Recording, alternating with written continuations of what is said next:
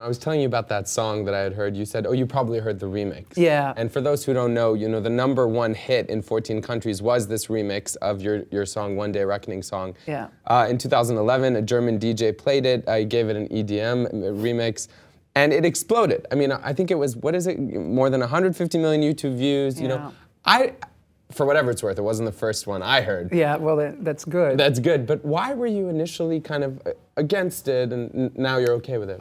First of all, I'm not really okay with it. I mean, I'm okay with it, but I still don't like it. Yeah, it's not my, the thing is that I consider myself a true artist, or, I mean, everybody wants to consider himself. Right, yeah. But, and it wasn't when I heard that remix, it just wasn't, first of all, it's not my cup of tea, it's not my kind of music. And second, it was just a weird translation of something. I wrote a sad song, a lament about a breakup, you know, and he made it into like this hopeful song about seizing the moment. And that was just kind of like, it felt like I'm watching my song being raped. And it was hard for me because, but apparently it was less hard for 150 million people.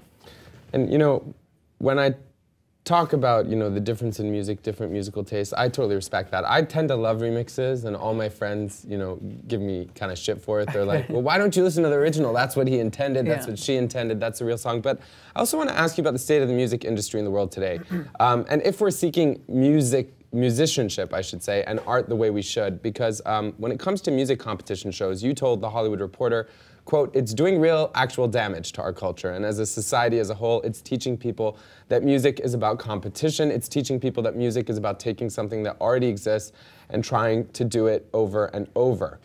Without competition, what about the music culture are you hoping to preserve? I mean, you said it's damaging culture. I did say it's damaging, and I stand by that. I mean, the fact that in one form or another, these shows have been existing for about 10 years or more, and they still do cover songs. I mean, there's never a show that, why don't you introduce starting performing musicians to upcoming writing musicians or whatever, and create something new in this world instead of perpetuating the same things over and over and just reducing them into like it's like a fast food machine.